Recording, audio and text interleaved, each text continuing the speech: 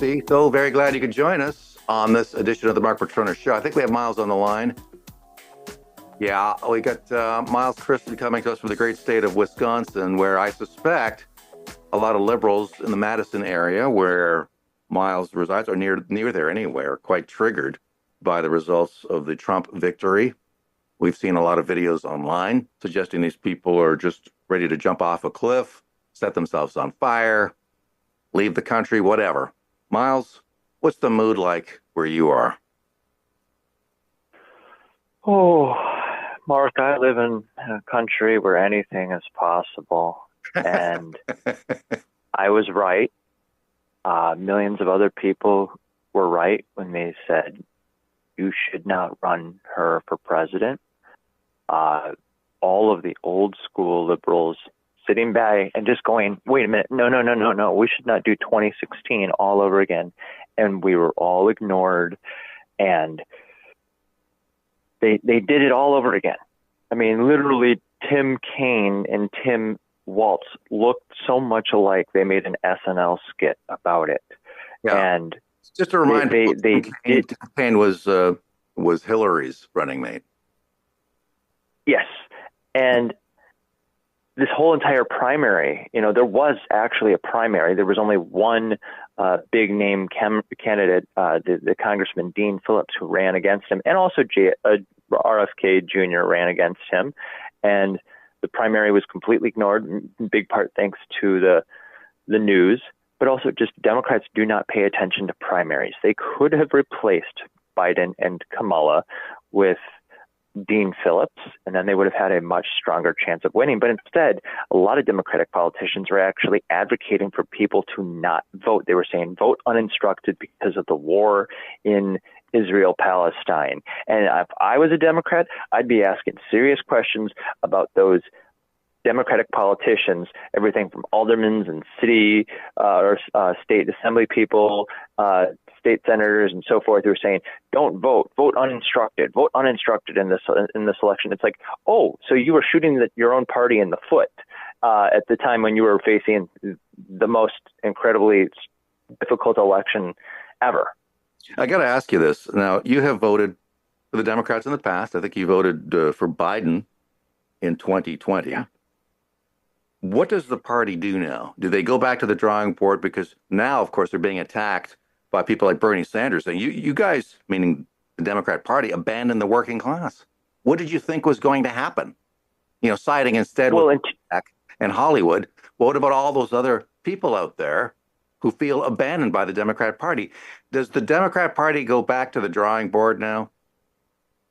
That would be the logical thing to do. So no, they don't do that. Democratic Party has never learned from their mistakes. They never, ever learned from their mistakes.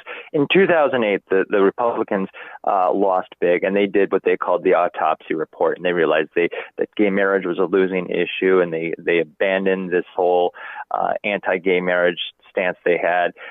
They also realized they did not have enough minorities in the party, and they made serious effort to bring in people of different communities. And the Democrats never learned anything from 2016. Wonder if they're going to have the exact same thing they did in 2017. Are they going to start endorsing Antifa again? Are they going to start endorsing riots and the most radical crap possible? Or maybe they should listen to somebody like Bill Maher, who was right about so much of this. He, in his words, he said, the shark's not gone. He's only gone out to water. They never listened to Bill Maher. Bill Maher was saying before Biden dropped out that Kamala won, the amount of states she won, if you count on one hand, if the hand doesn't have any fingers. I mean, Bill Maher was right about so much of this over the last 4 years, and they ignored it. I don't think the Democrats will learn from this mistake. Well, they're playing the racism card.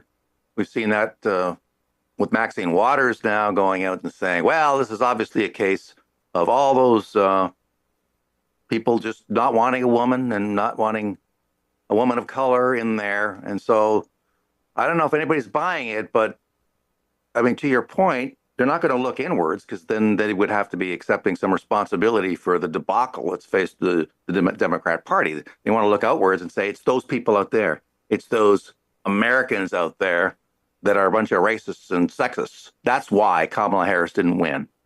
And that's not going to work. That's not going to get people on your side, is it?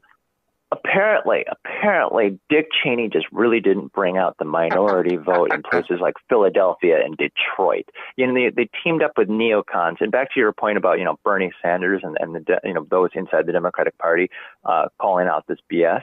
It's like there are two wings of the Democratic Party. You've got your crazy AOC, Bernie Sanders, socialist types who are actually corporate still. Like Bernie takes money from the military-industrial complex and then pretends to be this dove. It's like he supports the F-35 because that's who lines his pockets. But at the same time, he's the most radical left thing in the Democratic Party. And now the other wing of the Democratic Party are former Republican neocons.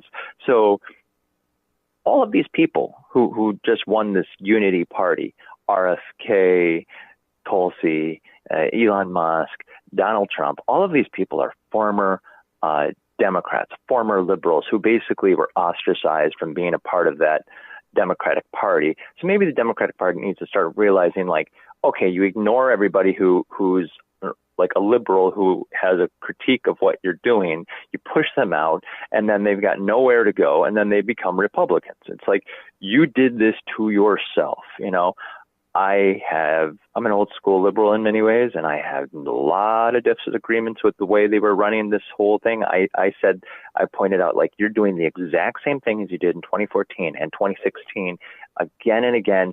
They send out these chipper, preppy college kids who can't even give us a talking point. They can't even explain anything. In this election, I repeatedly talked to these Democrat college front groups, and I said, can you tell me a policy or reason to vote? And they go, sorry, we can't talk. We're just a bunch of college kids. I actually had the guy walk up to me afterwards and say, like, how dare you talk to these college kids like that? I'm like, I just asked them what issues or policies are important to them. Not a tough question. Just give me an issue or policy that matters. They couldn't answer that. Miles, thank you so much for coming on the show. Great talking to you again, my friend. Thank you for having me. Miles Christen coming to us from the great state of Wisconsin, which